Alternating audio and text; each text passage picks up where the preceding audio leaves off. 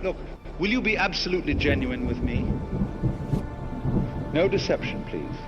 I want you to do something that expresses you without the slightest deception. So, guys, welcome back to Genuity Podcast. We have an amazing episode for you guys today. The guest that we have on, his name is Alex Wolfe. He is, in my opinion, probably one of the most pivotal and profound people that I have been following on social media for the last couple of years. This gentleman has helped me in many different aspects and facets of my own life deep dive into medicinal spirituality. Alex is a mentor. He is a life coach. He is an advisor. He is a renowned entrepreneur. He had started off as a pilot. He opened up a very successful cannabis industry and business, which then he pivoted into his current state of business, which is called Eons, which specializes in using mushrooms for medicinal properties. He is an explorer. He's a spiritual explorer. And this is somebody that I hold very near and dear to my heart through Instagram, that now I have the luxury of finally meeting today with my two guys. So, Alex, I'd love to pick your brain today and really get into who you are as a person, because I know you spend a lot of your time asking other people questions about themselves and how they operate. And I'm very honored to have you on the podcast today and be able to do this alongside. So thank you. Thank you so much for joining. It's very, very much appreciated. Thank you so much. I feel that. It warms my heart. Thank you, Ian. I appreciate the warm introduction, and it's an honor to be here with you guys. I'm very, very happy, very excited. So thank you so much. So I kind of want to get right off the bat with you right away. I want to see how you actually got into being the man that you've become now. So I know for us three sitting up here, we've really we did some deep diving into our own traumas and our own issues that we face and the trials and tribulations that got us to be the successful entrepreneurs and the men that we become today. So what was it in your life that got you to this point to where you actually wanted to be in the position to not only help yourself, but help all of the other people that you're doing in your entrepreneurial ventures? It's a great first question. I love that. I believe it started by going through my own trials and tribulations. You know, like you guys touched on, everybody has trauma. I was fortunate enough, I had a pretty good childhood. My parents stayed together. They had their own really rough childhood, and they basically made a pact together to give their kids, which my sister and I, the best opportunity at success. So God bless them. They did a wonderful job. Mom and Dad, thank you so much.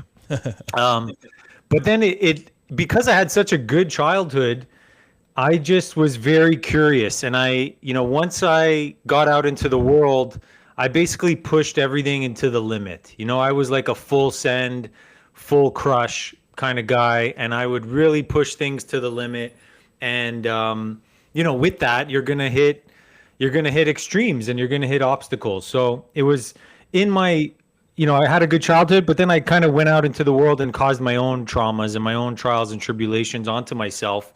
And maybe that was what I signed up for. Maybe what my soul signed up for is to have these kind of challenges.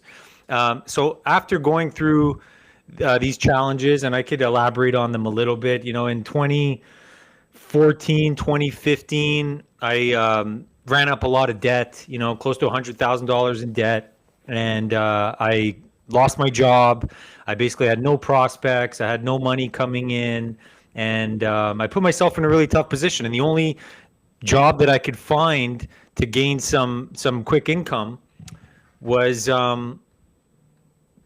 going into the oil fields in northern Canada, close to the Arctic Circle, and it paid very well, but it was very dangerous type work. For some reason they put me on the most dangerous part of the pipeline, and if one accident happened, it would cause the massive explosion and people would die, and it was ridiculously dangerous.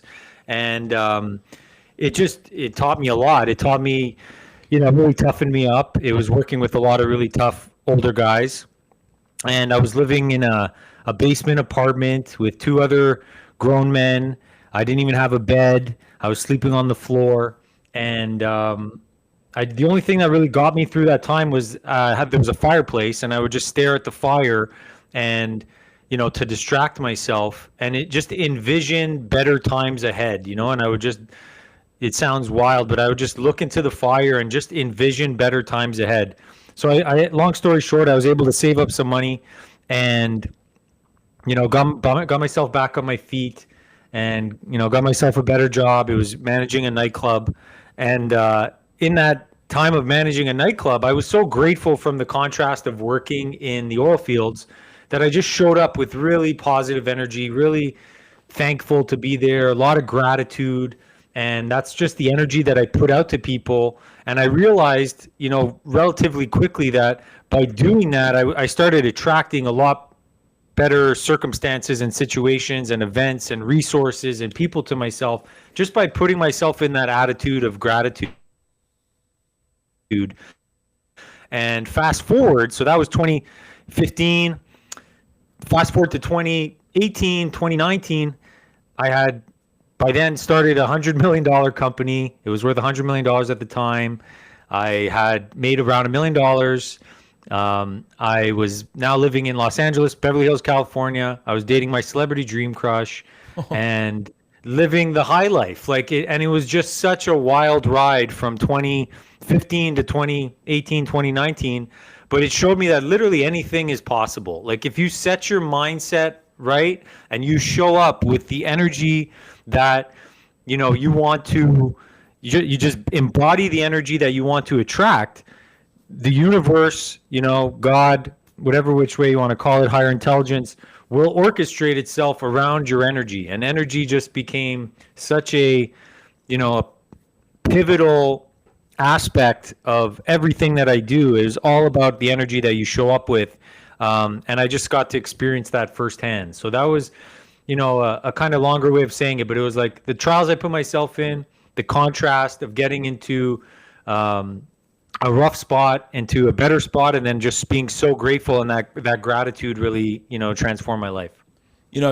Before you came on, I was actually sitting here talking with Mike about devoting yourself to a higher level of consciousness and spirituality and showing thanks for that into the succession of somebody's business and how they become successful. When you became the success that you became, did you have the relationship with God and the spirituality that you currently have? Did it take you being in those trials to actually find God? Did you find God as a child? Did you find your spirituality as you got older? When did you actually tap in and find your deepest level of spirituality and that ability to give thanks over to something higher than yourself? Yeah, I love that question, Ian. Thank you. I shouldn't say always, but like early 20s, I didn't have a religious background growing up as a kid. Quite the opposite. I was not a believer. It was only in my early 20s I started reading some spiritual books. The first book was called The Celestine Prophecy, and it really started talking about energy and this kind of stuff. And it went basically over like 9 different insights on how to use energy and how it's all connected. And that really put me on like the path of like more like a new age path in my 20s and 30s, where I believed in a higher power. I believed in, I would call it the universe and energy and this kind of stuff. But looking back, it wasn't really centered in anything. It was really just more new age and that kind of stuff. But it wasn't until 2021 where I had another spiritual awakening and really like a come to Jesus moment, where I saw what I believe was Jesus Christ in a mushroom ceremony.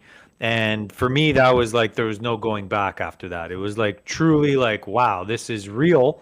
The spiritual world is absolutely real. And I got to, experience that and witness that. And having a face-off with, what I believe was Yeshua, Jesus Christ, was to me like that was the new beginning. That was like the beginning, a rebirth, if you will. And then since then, I've just been, committing my life and my faith to Jesus. I believe he is the Messiah, and the Son of God and is God and all that kind of stuff. And I know that's controversial, and that's okay. I don't really mind. Everybody's entitled to their own beliefs. But that's where I ended up on. And in that path, it's definitely shown me that faith is probably one of the most valuable things that I hold near and dear to my heart is faith in general. And that's what gets me through challenges to this day. And it's a beautiful thing. And I wish, everybody would have faith as an anchor in their life, because it's truly, I believe, like the thing that could get you through anything.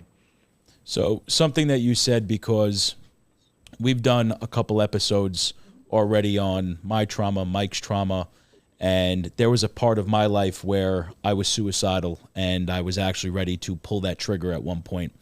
And what wound up happening was I wound up doing, in my opinion, which I definitely want to get into yours as well, was I did a God's dose of mushrooms. And when I transcended over into that fifth dimension of sorts is where I found my spirituality and my ability to connect with God's a higher spiritual realm. Do you believe that the medicinal properties of psilocybin and mushrooms actually opens up certain types of brain waves and pathways? Not only, which we're going to get into neuroplasticity and neurogenesis, and I definitely want you to get into that for listeners that don't know what that is. But when we're talking about the spiritual realm, do you think that mushrooms and taking a certain dosage allows you to tap into some sort of fourth, fifth, sixth dimension that we sober can actually do, and that it actually bridges that gap between us and the ethereal plane? 1,000,000%, 100%. I've experienced this, countless times. Short answer is yes. I believe it opens up to different realms. And in these realms, what I've come to learn is it's not a joke. There's a whole other realm of the spiritual world, and there's countless entities in there, and idols, and fallen angels and entities and demons and angels and all kinds of stuff going on in there. And it could be harmful to people. It could be very harmful. You could tap into some cool stuff and some cool abilities as well, which I've tapped into. But it's really, I think, rolling the dice, and it's only, for me, in my experience, my humble experience, is the only reason I feel safe going into these things is because of my relationship with God and with Jesus. And I would really caution people to be very careful going into these realms if you don't have like a real strong anchor in your faith, because there's entities just waiting to attach onto people and can do lots of harm. And I've seen it happen. I've had my own experiences with it as well. And it's not a joke. It's a real thing. And psychedelics can be so wonderful. And at the same time, they can be harmful if used irresponsibly. And it's something that I really hold near and dear to my heart. So I was going to ask, so I've dabbled in trip after trip, and I've done a lot of that before. But every time that I've crossed over into that other dimension, I've always had a very set certain amount of notions and a very ritualized idea of what I wanted to find out when I crossed over into that realm. So do you think, from your experience, one, have you ever done too much where you may have gotten humbled? And do you notice that there's a difference between having that intent behind that trip and just doing it for just fun and games? 100%. Absolutely. It's another good question. Yes, for sure. Intention is a big thing, and I've went back and forth with this with one of my business partner, who's also a really experienced psychonaut and goes really deep in the plant medicine space. But for me, intention, what I've come to understand what it is you are accessing the I am presence. Anytime that you are setting an intention, you are basically saying I am. And when you're in the I am, you're really in that God state. Like, I believe God is the I am presence. So when you set that intention, it's like I am. And now you're going from the ego self into the big self, the collective self. And then you're able to, choose a path that you want to go down. So it's like, say, okay, I am intending to, heal trauma, or I'm intending to reveal what is lacking in my life, or I'm intending to, go and explore this timeline. You're setting that up with your higher self, with God. And same thing for me. And every time I go into a ceremony and I have deliberate intention and I'm using the I am intending this, it happens, and the times that it didn't were the times where I was being recreational and I was rolling the dice and I was getting a little too cocky. And that's where I got extremely humbled, similar to you. I did like a quote unquote God's dose. I'd started with, several hits of LSD that day and was playing around. And, at that time, I was very recreational with psychedelics, and so much so that I was opening up all kinds of portals and this kind of stuff. I had almost memorized a CIA file called the Gateway Process. It was released in the early 2000s, and in this CIA file, it explains how the CIA was using LSD to unlock many different capabilities that humans have, including timeline shifting and opening portals and transurfing and dream porting and all this kind of stuff. And because of my pilot background, I had memorized these steps like a checklist, and I was able to do them almost like a party trick. And I started doing them for myself, and then started doing all this cool stuff. And then I started doing it for my friends to show off, like, hey, watch what I could do. I could open up a portal, and they would all see it at the same time. And this, I got a really big kick out of this. My ego was loving it, and they would thought I was a wizard and all this kind of stuff. But it was, for me, it was like very point blank, and like anybody could really do this if you just know the steps. So I started playing around with that and doing it for girls I was dating and all this kind of stuff, and it was a lot of fun. But one day I did several hits of LSD. I'm doing my stuff. I'm playing around, opening up portals, visiting timelines. And then I was like, okay, that was fun. I'm going to do a big dose of mushrooms now and play around some more. And I put like 10 grams in a chocolate smoothie. Yeah, I was very extreme with everything, and this was no exception. So I did 10 grams of psilocybin, these white African mushrooms, very powerful. And then with chocolate and cacao and other adaptogens and like full send. And I could literally like feel a giant portal opening up. And what ended up happening was an entity came in and attached itself to me and basically hijacked my vessel without my consent. And in that moment, I had basically lost all control of my body, and this other entity had taken control of my vessel, and it could hear my thoughts, and I could hear my thoughts, but I had no control over my body. And it started going around the house and opening up the cupboards and making food and this kind of stuff. And it was like literally taking me for a joyride, and it could hear my thoughts, but my thoughts were like freaking out and being like, holy shit, Alex, what did you do? And it was like, man, and I could hear this entity being like, whose voice is that?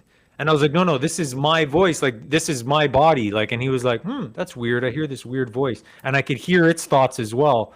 And it was one of the most terrifying experiences of my life. And this went on for hours and hours until I was able to negotiate with this entity. And, I negotiated with it, and it got very personal. And finally, I was like, hey, listen, if you give me my body back, I will give you this. And when I made that negotiation, then it basically handed back over my body, and it was really traumatizing.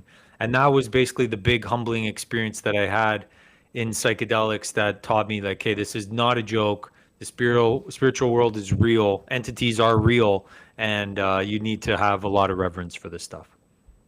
I want to chime in real quick, Alex, because Jay, the producer at the background while you're telling the story, is just like absolutely mind blown. And I can tell that a lot of people would listen to this and they would just be absolutely mind blown at the things that you're saying and probably just think it's too far out there almost to even understand, which honestly it is. And I feel like I can empathize a little bit with you. But you've mentioned before how important sobriety was for you, and it's obviously interesting because we're talking about deep psychedelic experiences and how important those are for you.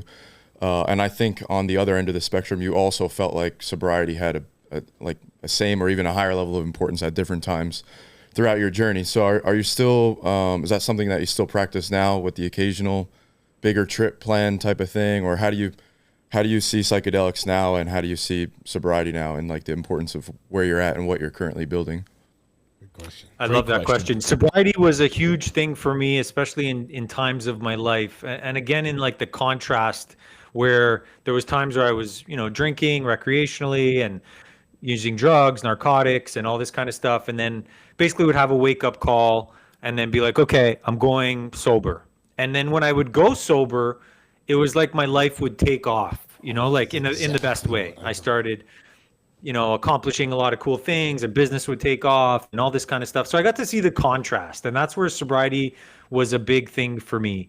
And then I would get comfortable and complacent again and start having a couple of cocktails here and there. And then it would start up again, and I'd go, okay, I'm going sober, and get really focused again. So for me, it's like, it's a balancing act. I still like to have the occasional margarita and or beer. I'm not sober at the moment.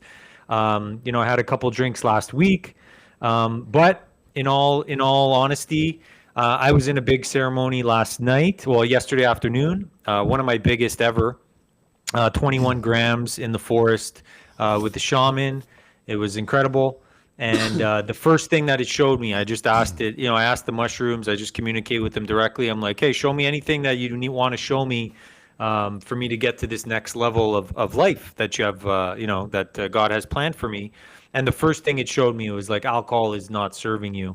And it was gentle about it. It wasn't like a slap in the face or anything. It was like, if you want to go to the next level, you'll probably have to give up alcohol. And I was like, okay, thank you.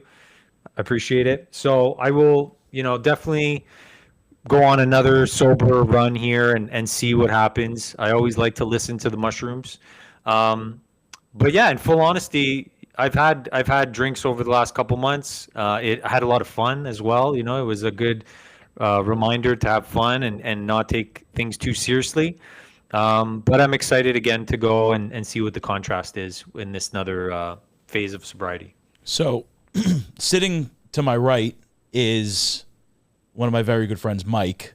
And as you were speaking, I don't know if you could see him, but there was this light that just lit up in him. And I think that he relates to you more than you can possibly imagine. So I kind of want to let Mike just speak a little bit, dude, because there was a lot that you said that I kept looking at Mike, and his eyes are getting nice and big. So I know that he's went through his own journey. Now, I have been trying very moderately to introduce him to this side of mushrooms, very slowly microdosing. And I've noticed his demeanor changes. He's lighter, he's freer, he's smiling. He's able to tap into something that normally I don't think he is.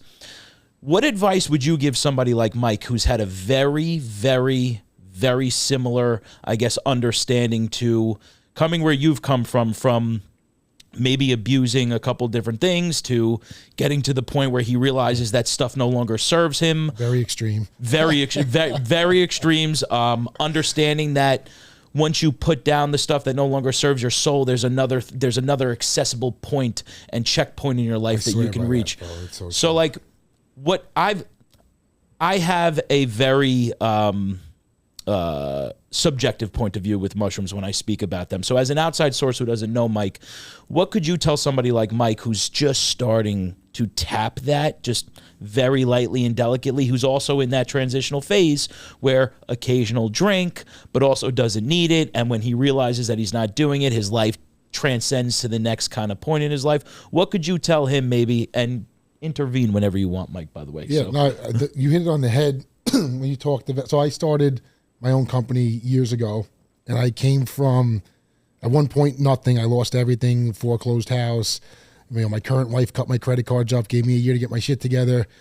And I'm a little same spiritual, almost identical to what you're talking about. Instead of Jesus, I found like a sutru, which is like Norse mythology where you invoke these gods. Very sacrificial relationship. It's a give-take. And once you invoke, and I gave up, drinking, partying, all of that. Every time I would do it, I would transcend I mean, millions a year. You know, it wasn't a significant, it was a super significant growth over time, sometimes double, triple, quadrupling my company in a year.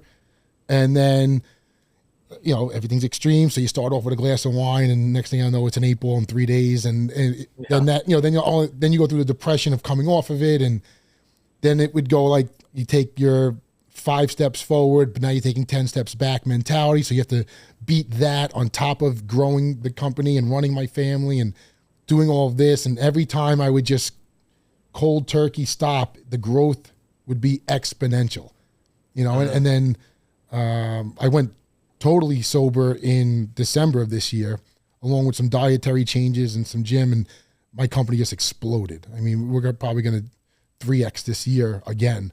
And I feel like it was like a sacrifice to the gods of like, hey, this is what I'm willing to do to prove to you that I'm worthy and grateful. And I'm not asking for money. You know, I mantra, you know, peace, patience, happiness, health. And I just feel like every time I give up that party life, but my problem is I can't just go out and have a beer, you know, or a glass of wine. So I've been like microdosing these mushrooms when we go out, and I'm still able to like let my guard down a little bit and socialize and have a lot of fun. There's no hangovers, but I get like guilty conscious about it, you know? So. Yeah, no, that's awesome. I totally relate. We're so much in common. I'm curious, why do you have a guilty conscience about it? So during my spiritual journey, I had a couple of run-ins with the spirits, and you know, I could communicate with them through this woman. Her name was Jack at the time. They had this big, like, basically would be a 60-pound heated amethyst bed with all these chakra lights, and you'd pick the hertz. The higher the hertz, the more you can communicate with them. And I would always communicate and you know, kind of set an intention, like you were talking about, of like, hey, are you happy with me? You know, and I remember when the answers were yes, and I remember when the answers were no. You know, and I just feel like I don't know, I just feel like if you were to like dabble, I'm like flirting with the idea of the dabbling or going extreme is kind of the same thing. It's just to me. So the cold turkey and just coming off of everything is the safer way. So I feel like it's like when you tell your son, don't cross over that line. And when you're not looking, he puts his foot over the line. He doesn't know. I don't know that he did it, but he's still, you know what I mean? Like you're just on that line of like, you really shouldn't be doing it. Even though it's a little, it's still wrong. You know, you made this sacrifice to me and you're supposed to be clean. Look at what I've given you. I know you're thankful, but are you really thankful? Because, you know, now in my head, I'm like, well, what's the point of just one glass of wine? That's just a weak mindset, you know? And that's where I go back into my thinking method. Yeah, that makes a lot of sense. And I'm a big believer and proponent in making agreements as well. Like you make an agreement, whether it's with blood. God or with yourself, and it pays off, you know. And if you give up something that you actually really love, or you give up something that you really enjoy, it shows that you're serious. And every time it always pays off, you know. And I get it. And it's just about, you know, drawing a line with yourself. But with microdosing mushrooms, you know, mushrooms they're from the earth, they're from God. Some of them can't be recreated in a lab. You know, some you can grow mushrooms in your closet, but some actually have to just be grown outside. So it's completely natural. So I have a bit of a different view with mushrooms in itself. I don't consider that like partying or intoxicating. To me, it's like a technology that you're updating your system, your human vessel with this technology. For me, it's different. My own personal opinion, it's different than, you know, drinking or MDMA or cocaine or this kind of stuff. But that's just me. But I totally agree on the making agreements, you know, with God or your higher self. It works, man. It's a real trade-off, and it's remarkable to see how it works. It shows that you're serious, and it's like a fasting. You know, when you're fasting, it could be food, it could be drugs, could be alcohol, but it's like you're fasting this thing, and that speeds up. That's why I think it's called fasting, is it actually speeds up what you're trying to accomplish.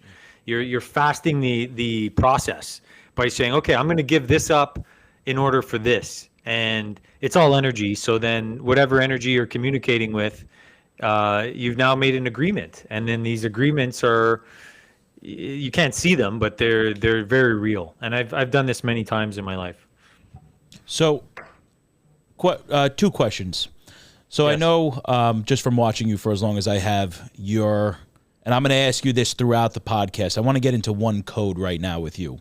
So one, I was asking if you can, before I get into that code, can you explain to the viewers who aren't aware as to how psilocybin and magic mushrooms rewire your brain? Can you explain what neuroplasticity and neurogenesis is and how the brain is kind of like a supercomputer and it just bridges those gaps? And two, you have said something which resonates with me and I know with Mike deeply. When I do my prayers every night, I always offer a sacrifice, whether it's people, money that no longer serves me, or emotional habitual patterns that I need to give up in order to kind of catapult to my next phase in life. And Beautiful. I've had a lot of sacrifice going on the last month. So Yeah. my question to you is, after you explain the neurogenesis and the neuroplasticity, what's a code that you would offer to somebody looking to get started with sacrificing something? How would they begin that sacrificial process? What's something that you could offer them as a code to maybe start to begin to sacrifice? Or someone who's not comfortable with the idea of sacrifice, how would you maybe plant that seed in their brain a little bit? Yeah, it's great stuff. So yeah, we'll start with the neuroplasticity and mushrooms. Like you said, the brain is really like the supercomputer. It's like the mainframe operating system.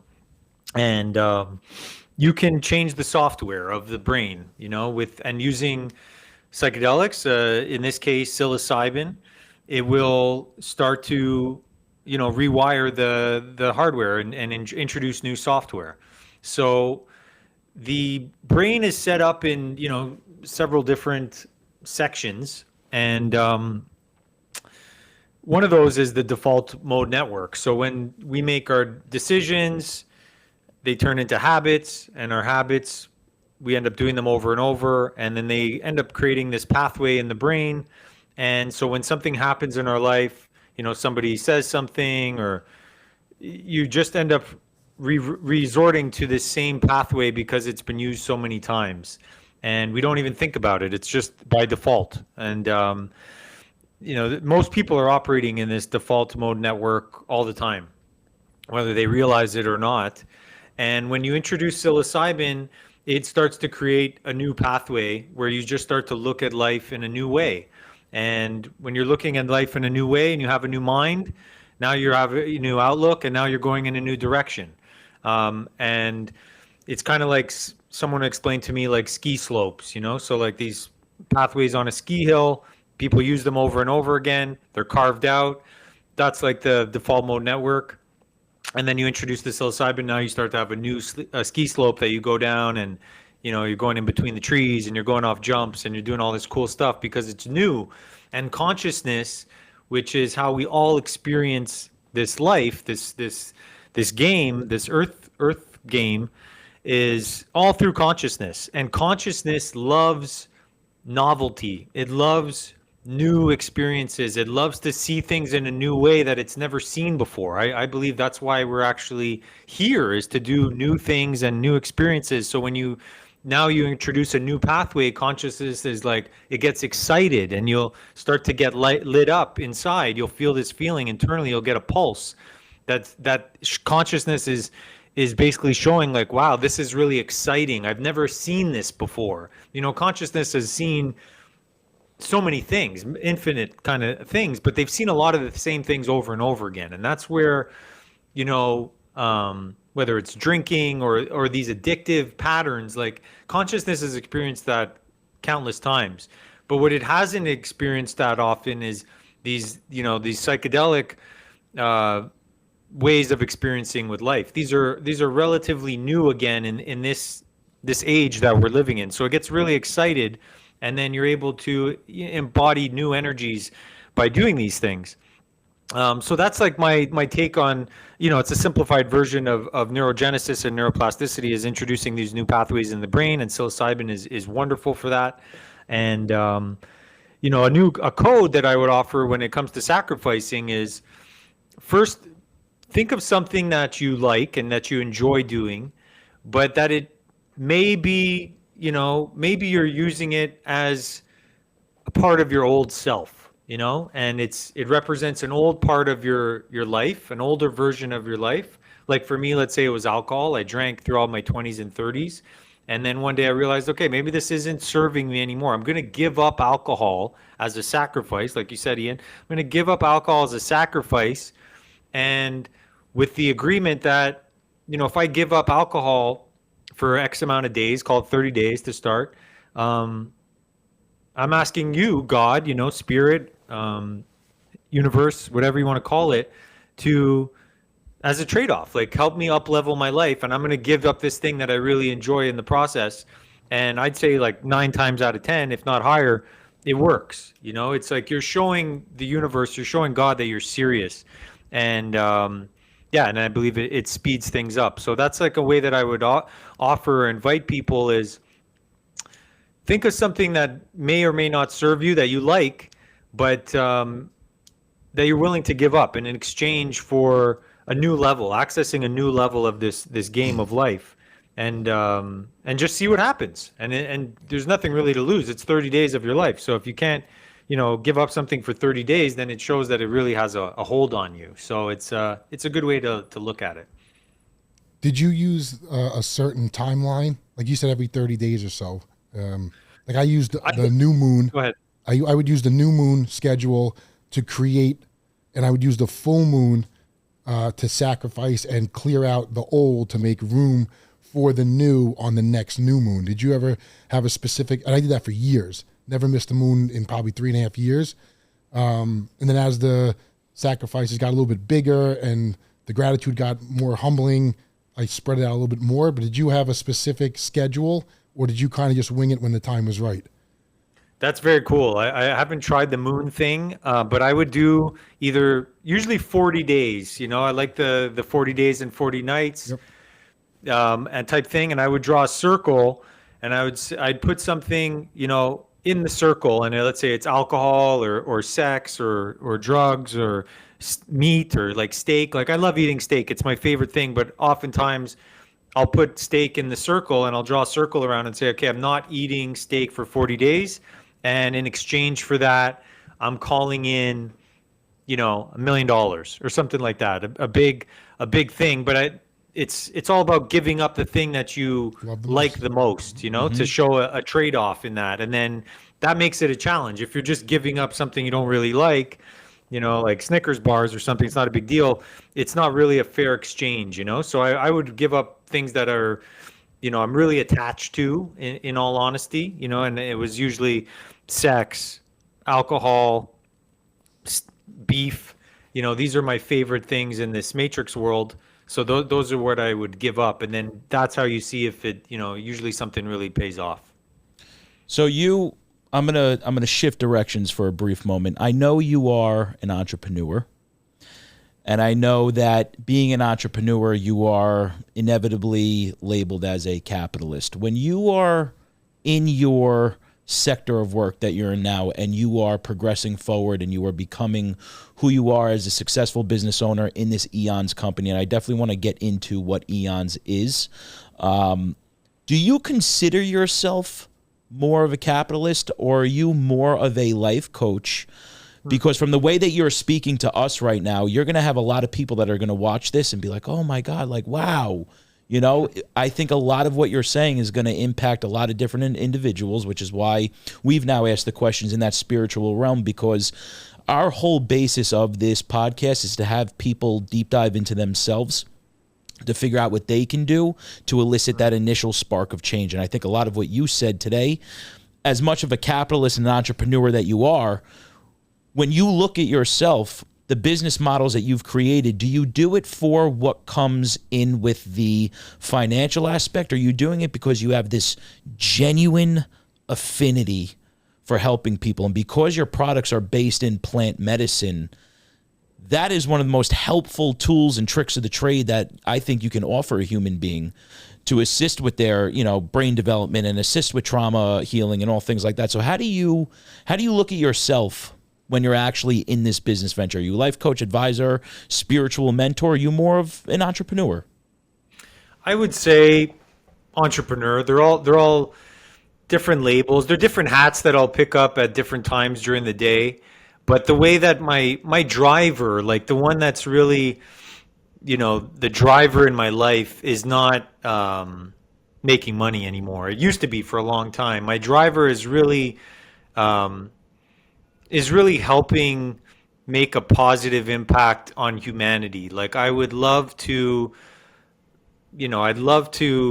get mushrooms out to so many people that it changes the way that people look at themselves and the way that they relate to the world. That's my driver. What really gets me happy and excited is when I get messages from people being like, wow, I tried this and it did this for me, and it's like, that's honestly the thing that gets me the most joy, is just hearing feedback from people on our products or our protocols or mushrooms in general, or insights or something like that. Like that's what keeps me going. The money is good. It's an energy. It's a tool to move through this world.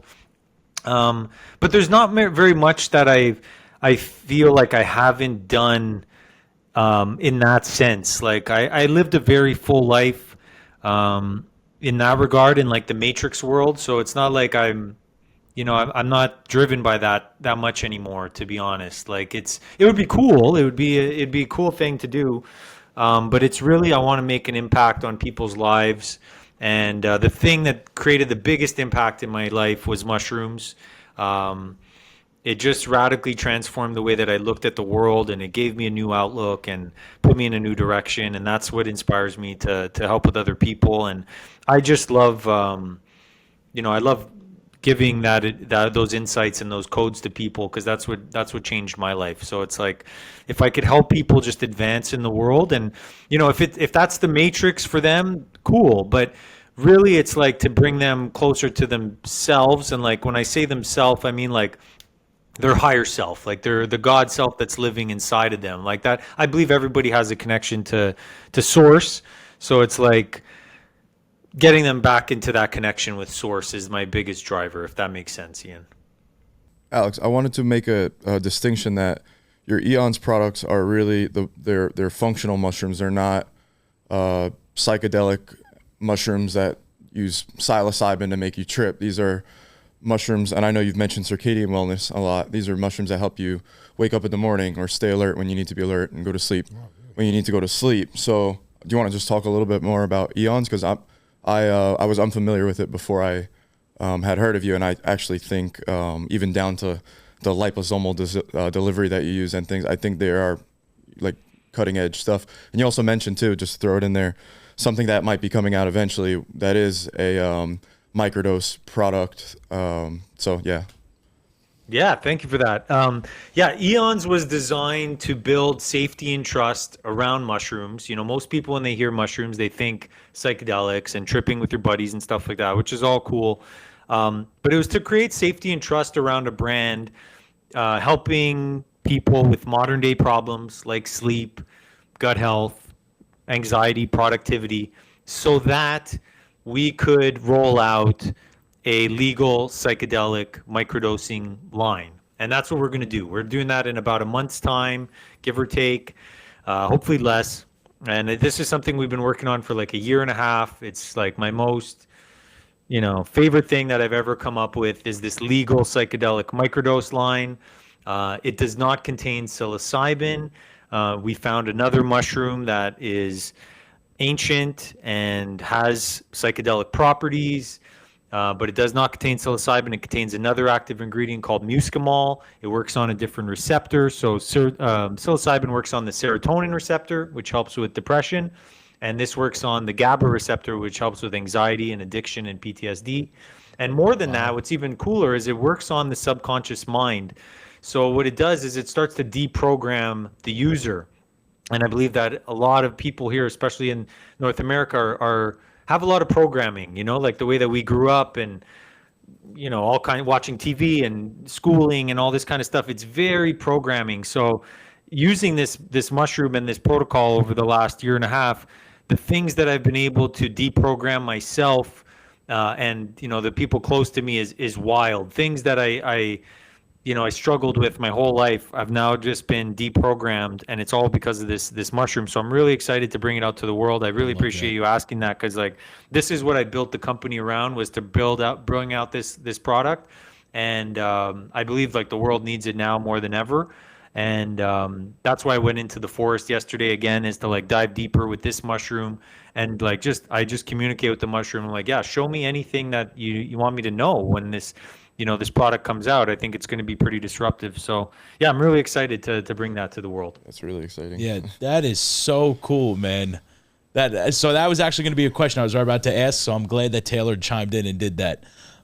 What is a code that you can offer viewers and listeners then to start their deprogramming? So I know we went over faith and finding that faith. What are the other codes that maybe you can start to give to them to elicit that change? And also, personal question, I watched in one of your podcasts that something you were looking to do in 2024 was deprogram your attachment, I guess, issues that you were going. And I know you've been learning a little bit about detachment and what that does for you. So also, what kind of code can you offer with that? Because I myself, sometimes I have a hard time detaching when a deal falls through or somebody walks away. And it's just, it's a constant learning curve for me to learn that there's something else better on the other side and not to hold so firmly onto something. And I think that's definitely something that you said that resonated very deeply with me, was learning to detach. And that's been a constant struggle of mine, I think just my entire life. So what's a code where someone can deprogram and reprogram? And then what's a code where people can start to learn to detach? That's great stuff. This is powerful codes here. So deprogramming, I'll just go for a couple examples of things that I've deprogrammed out of myself in the last year using this mushroom, and then hopefully it could resonate with someone, and then I'll explain how I was able to do it. But one was, when you get for me, it was food. I've always food was always my emotional crutch, and it is just the way that I grew up. My mom was a chef. And, that's the way that she would show me love, was making delicious meals for me all the time. And so then when I moved out on my own, obviously my mom was not around. So I would, for me, it was just the way to, I guess, experience that motherly love again, was with food. So when I would get in an uncomfortable situation or bored or anything like that, I would always resort to food. And this mushroom actually helped show me that I had an unhealthy relationship with food, because it was instead of just being able to sit in an uncomfortable feeling, and that's really where the magic happens, is if you could sit with yourself and just breathe through it, that uncomfortable feeling will pass relatively quickly. It's only going to last a minute or two.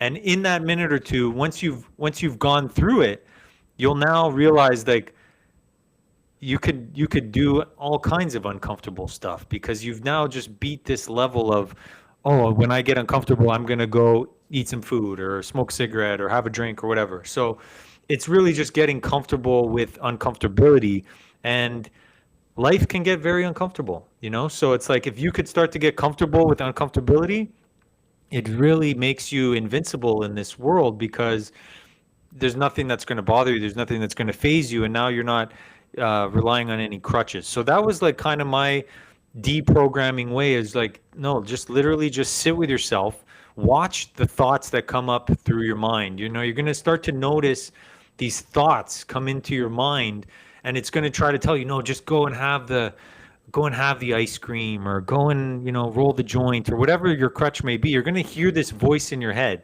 And that voice in your head, what I've come to realize is part of the reptilian brain. And the reptilian brain is the real basic survival type brain, and it's fight or flight. But that's not the ideal part of your brain that you want to be operating in, is what I've realized. It's like once you could unplug, from the reptilian brain and you start to shift into the mammalic brain, the mammalic brain is the one, that part of your brain that thinks, okay, what's good for future Ian or Jay or Mike, or Alex, or what's good for my family, or what's good for my community, or what's good for my company. Like it starts to shift what's good in this present, like immediate gratification, to what's good for the future.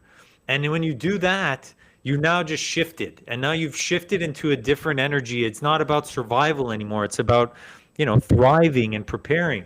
And then once you shift out of the mammalic brain to the frontal cortex, now you're shifting into like, hey, what's good for the world? What's good for humanity? What's good for God? And that's like you're just shifting into a whole other mindset that I'd say the majority of the population is not in. And now when you're operating in a mindset that the majority of the population is not in, you're going to start to attract the right people, situations, circumstances, events, and resources from that higher, that higher self. And that's something that I wish and pray for everybody, is like, if everybody could get into that mindset of what's good for humanity, man, that's when we'll really start to see changes. So that's been my, deprogramming experience. And what was the part two of the question? Part two of the question, by the way, that was beautifully said. That was like a whole science anatomy of the brain, also with different types of cortexes I didn't even know that we had. So thank you for that. This part two of the question was a code for detachment. Like I said, I know that's been a big thing for you for 2024. And I know in one of your podcasts, you said that, you wound up getting that deal and it was great. And you wound up, I don't want to say having anxiety, but the fear of losing that deal. So what's a code you can offer for anybody trying to detach from work life, partners, I love that. Old traumas, anything like that? Yeah, perfect. No, detachment is such a good code. I'm glad you brought it up. And I get it. I have only learned this part of the code this year, in earlier 2024, and it took that deal to learn it. But this is what I've learned, and I'm pretty clear on it now. So when it comes to manifesting, and I've manifested some pretty cool things in my life. I had the idea to create a cannabis company, and it turned out to be one of the largest cannabis companies. I had I won't say her name, but I had a celebrity poster on my wall for years. And then fast forward, I was, dating her and living together and engaged and all this kind of stuff. So it's like, I know this stuff is possible, right? Manifesting is a real thing. So, but in all those circumstances, so it's basically like you have the idea, you have this vision for yourself, whatever it might be, whatever it is. And you start to allow yourself to really imagine what it would be like to have this thing or this person or this event or whatever it is. You start to imagine and really like use your imagination. The imagination is such a powerful code in itself. Like there's so much power in the imagination. It's incredible. I can't even express how powerful it is. So you really start to imagine it. And in that, you start to feel what it would be like to have this thing happen. And allow yourself, give yourself permission. And even if you have to say it out loud, say, okay, I'm giving myself permission to feel what this would be like. And truly feel it in every part of your body. And just play around with it in your imagination and come up with what that feeling is, So if it's fulfillment or worthiness or delighted or whatever it is, stoked, just play with that feeling and allow yourself to feel it. And then, really start to allow yourself to feel that as much as possible. Like now that you know the feeling, only you can give yourself permission to feel that way, right? Like you are your own feelings dealer. Now you've realized, okay, I can make myself feel like this, even if I don't have the truck or the company or the exit or the woman or whatever. It's like, I just allowed myself to feel it. I could do this anytime. So when you start to live in the end, like you're living with the end in mind, like I'm living as if I've already had the $1 billion exit, because that feeling for me is just fulfillment and contentment. So if I could allow myself to feel in fulfillment and contentment as much as possible, then it's not like I'm putting it way down in the future. And like, oh, one day when I have the exit, or one day when I have, grandkids, then I'll feel fulfilled. It's like, no, I can allow myself to feel fulfilled now. Only I could actually give myself permission to do that. So that's like the first main part of it. And then is to detach. And another way for detach is to just surrender and just say, okay, God, Jesus, higher power, whatever you want to call it, I surrender that I trust that this thing is going to happen. I don't know how it's going to happen. And that's the thing, is like, that's really the detaching, is like, I don't know how, but I know, like, I could do certain things in this world, but God, Spirit, you could do anything. And I trust that you're going to do this. I hand this over to you, and I detach from how it's going to happen. That's the key, is like, that's the real code, Ian, is like detaching on the how. And when you detach from the how, you allow God to do his thing, which, only he could do better than anybody else. And he will make this thing happen in probably a way that you least expect. But what ends up happening, if people don't detach, is they're always thinking about the how it's going to happen, and that's like blocking the signal from happening, because now you're not surrendering, you're not detached, you're attached to it happening a certain way. And it's like, no, you just got to detach. Like, you've already made the agreement. I surrender. I'm allowing myself to feel this way. And eventually it ends up happening, and it's really, really cool. And I've seen it so many times in my life. And that's really the code that I could share with people, is like, allow yourself to feel that way. Envision it, imagine it, allow yourself to feel that way, and then surrender and detach and just wait for it to happen. One day it's going to happen. Yeah. Wow. Wow. Yeah. How did you? Yeah, go ahead. How did you? So, I've been exactly where you're talking about, and one of the hurdles that it was very hard for me was, so you're manifesting. I've said it a bunch of times on the podcast before. This is like this present conscious moment, because that's really all that we are. Like you said, Yes. the I am is all you are, is this conscious moment, and you have this manifested energy mindset that you're constantly living at. Simultaneously, you're trusting the journey is better than the destination, and you're surrendering the destination into the universe. But along that time, something negative is going to happen. Tons of negative shit happens. You're going to lose friends. You're going to lose family members. There's going to be breakups. How do you, or what tip would you have in your success? Because I get asked this a lot, is how did you keep going with the faith and staying at that consistent vibration, even though you came across hurdles that in some people's non-detached world would cripple them? How did you keep it moving with such a positive manifest vibration going through negative hardship? Alex, I need this answer more than anything right now, dude. So please speak to me right now directly. You got it. No, that's a wonderful question, because it's so practical, because it's easy for me to, say this stuff, but it's like, yes, of course, life gets hard. It's challenging. It's like, it actually gets harder as we grow, as we get older. But the way that I do it, and the way that I'll say it to you, and I have a feeling, is like, look at it like a game.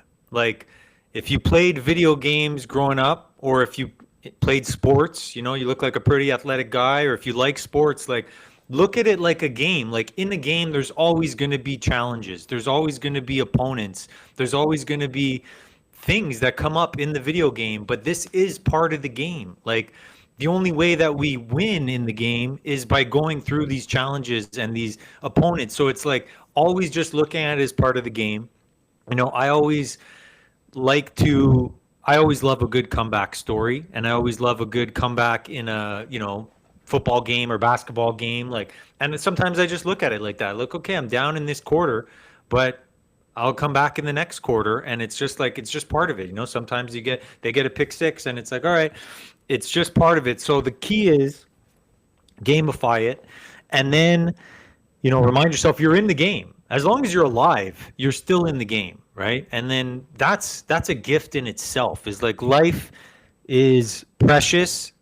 Tomorrow is not promised, and it's like, I've had two of my good friends get murdered in the past year, and it's just a real big reminder that life is precious, you know, like I'm still in the game. They're not in the game, but I'm still in the game. So I'm going to just keep doing whatever I can to just come back and win this game and eventually break the game. You know, I'm going to change things up so much that it's going to start a new game. That's what I tell myself. But the how to do that, like besides just that's the idea. The how is like, okay, something happens, somebody pisses you off, somebody does something, you know, it goes against your beliefs or whatever. It's like, okay, there's a reaction. I've caught myself now. I'm in this state where it's not a good state. It's not a high frequency state. I'm pissed off. I'm annoyed. I'm frustrated, whatever. It's okay. But you realize, okay, I'm in this state. Don't react from that state. Just take some time. If it's 10 minutes, 20 minutes, half an hour, it doesn't matter. Go and isolate yourself. Go for a walk. Go in the backyard, whatever. But breathe through that state and get into a different state, you know? Find something to be grateful for. Think of somebody you love, whatever the case may be, but just don't react from that state, because what ends up happening if you do react from that state, now you're just creating from that energy point. And if it's a pissed off energy, frustrated, guilty, shame, whatever the lower state is, now you're recreating from there. And it's like, it's never good, you know. It's honestly, it's just like, it's such a, and that's where all the mistakes that I've made from my life was operating from, I reacted too quickly, you know. So it's like, just breathe, get yourself into a good state of mind. If you got to take an hour, it doesn't matter. And then it's always better to just like come back and respond from there. So that's what I would do, Ian, is like, take the time, don't react, respond, and it's always so much better. Kind of sit with it, feel into it, and then learn to fill my own cup rather than looking through it for the external.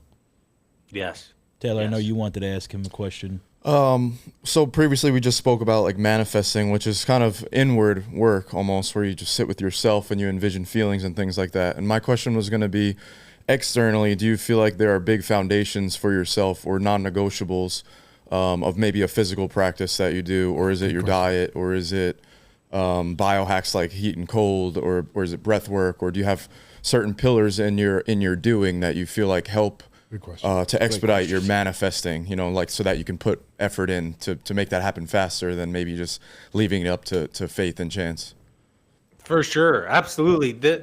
I believe, you know, whether this is a limiting belief or not, it very well could be, but I believe that, you know, the body's a temple. So the energy that we store in our temple is what's going to, you know, manifest these things. But it's a lot harder to keep your frequency high, your energy high, if your temple's, you know, not in good shape. Like if you're very acidic, or you're very inflamed, or you're stressed, like it's very hard for me anyway, to stay in these high frequency states. So yeah, every day I have my morning routine. I hit the sauna, cold plunge, exercise, you know, go for a walk, lift weights, to just get my temple in a good spot, so then I could, you know, keep my frequency high.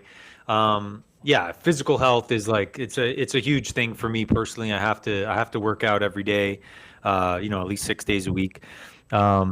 It's just part of it. You think it's just part you said 6 days a week. Is that, are you stuck on 6 days? Like, do you feel even if you only get in 4 days, it's still not the same as that full 6 days? Like, it's that important to you?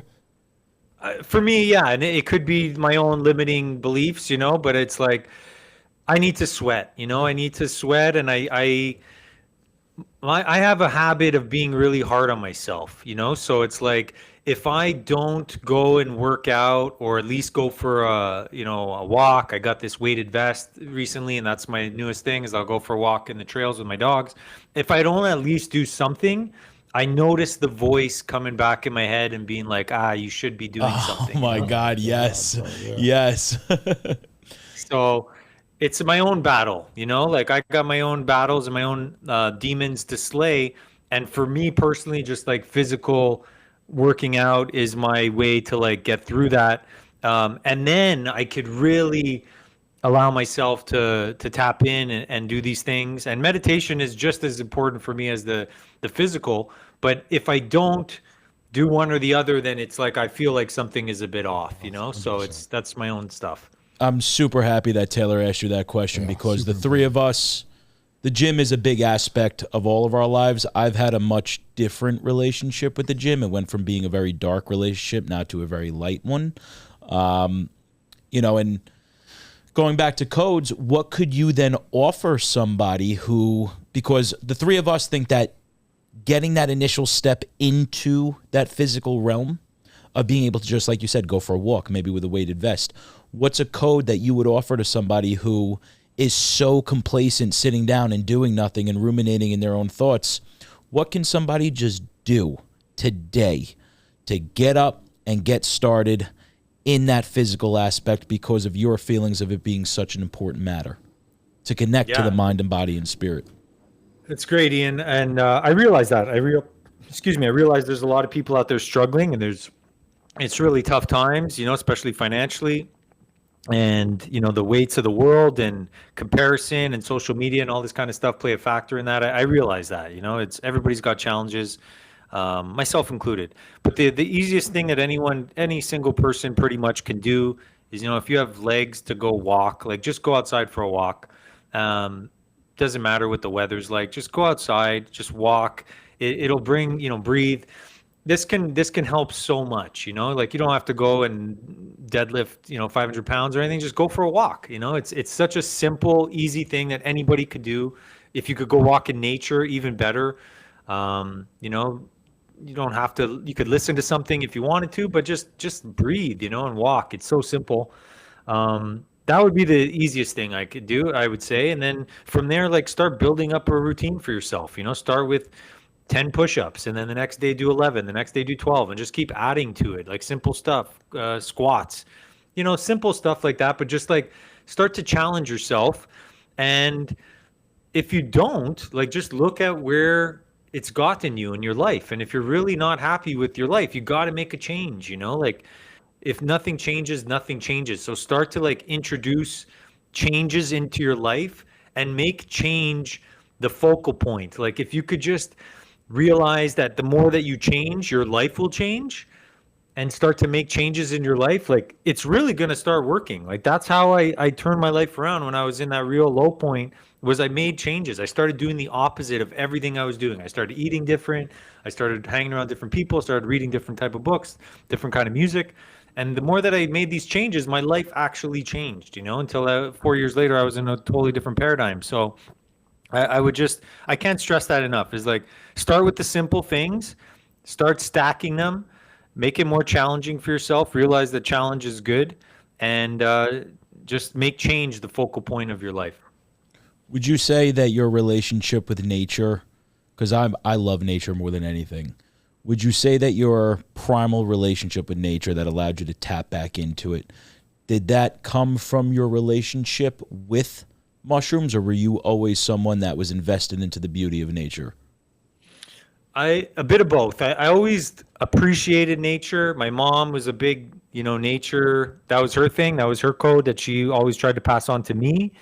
Then I got really caught up in the matrix world and business and aviation and all this kind of stuff, and I lost it. And then it was going back to mushrooms was what really brought it back for me. And it was like, okay, wow, God or spirit is really trying to communicate with you. And I believe it's nature is the language that it uses to communicate with you.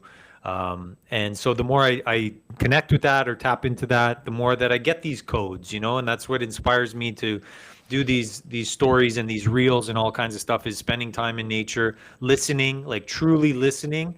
And I'll just ask a question and I'll just wait until the answer comes.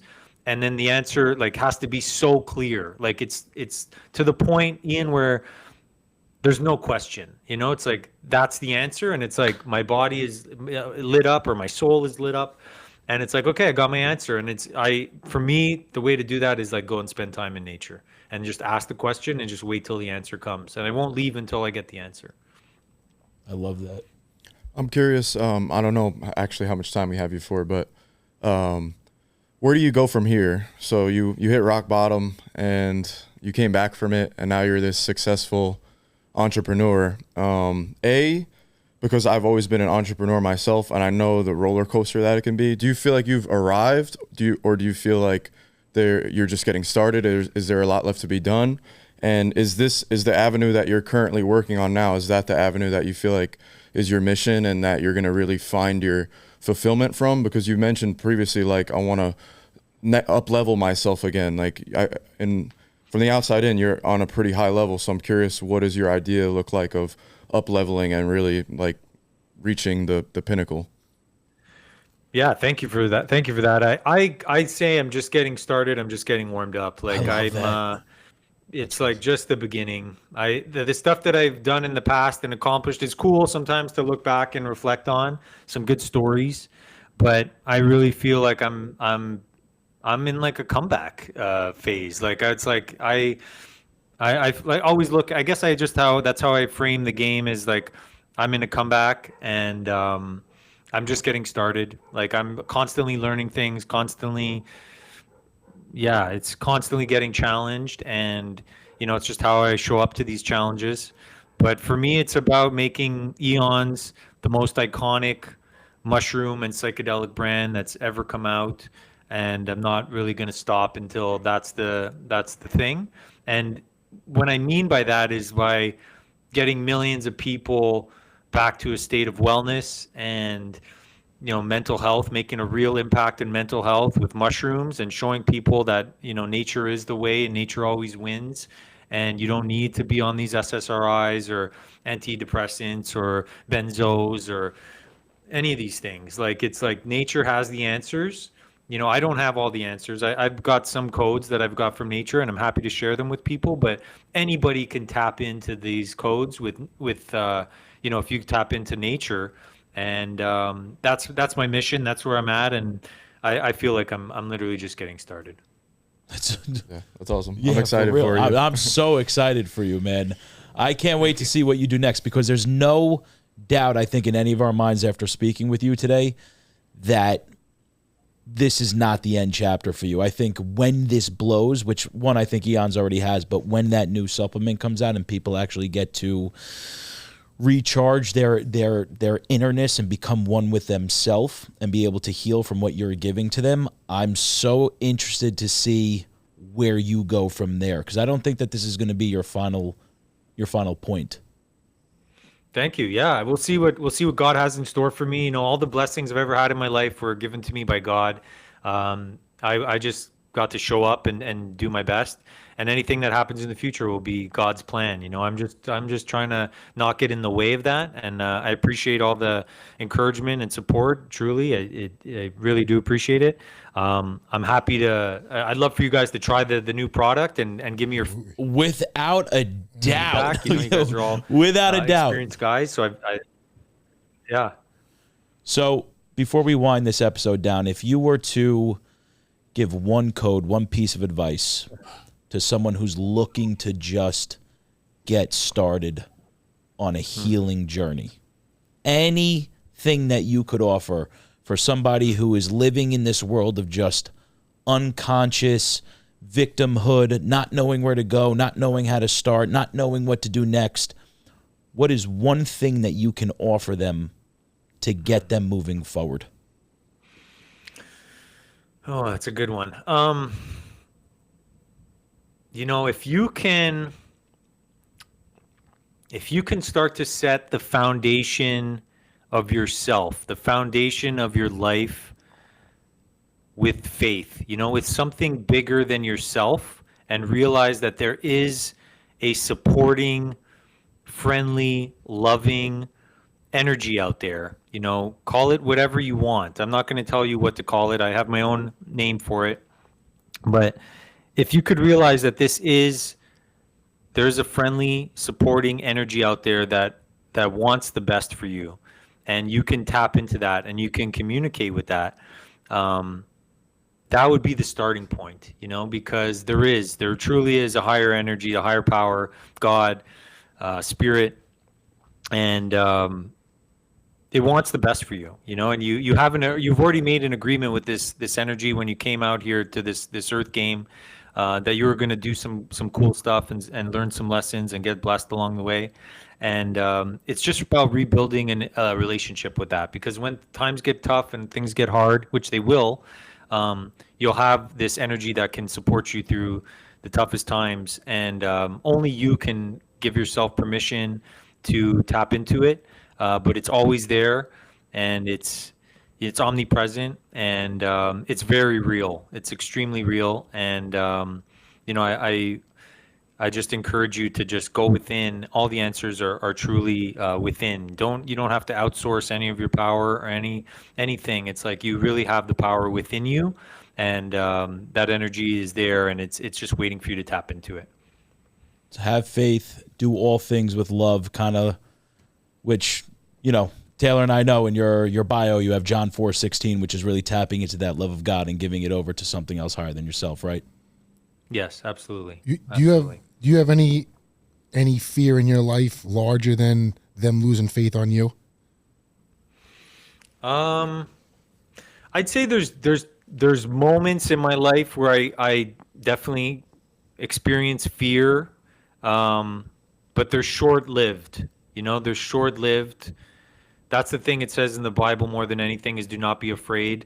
So it's realizing like you really have nothing to be afraid about, like I'm not afraid of death, so if you're not afraid of death, it's a good way to go. I fear God. I fear like what, I do fear God. He has the ultimate power. So I just stay on my course, and I just align myself with like the most highest timeline that I can and be like, okay, this is the ultimate timeline. And I just set my aims on that and, stay aligned with that most high timeline. And yeah, I just try to stay the course, if that makes sense. Alex, I appreciate you coming on today more than anything. I appreciate you too. You have, honestly, after listening to you for the last hour plus, you've helped me in a lot of different ways. And I'm sure for a lot of people who have not started some sort of journey that do tune into the podcast regularly, I think you're going to impact a lot of people.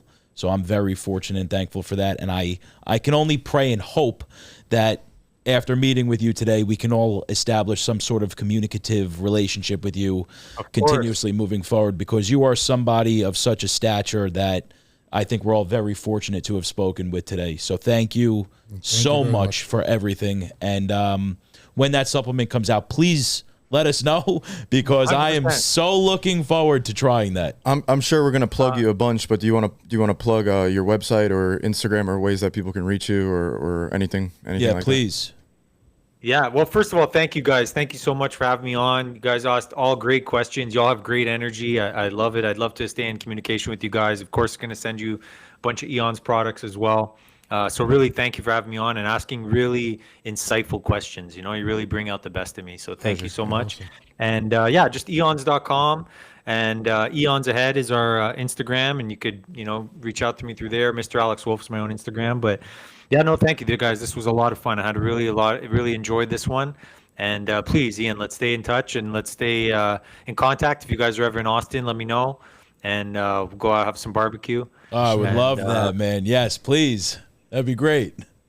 I love it, man. Thank you guys so much. Really appreciate it. Thank you, Alex. Have a great day, man. You as well. Thank you.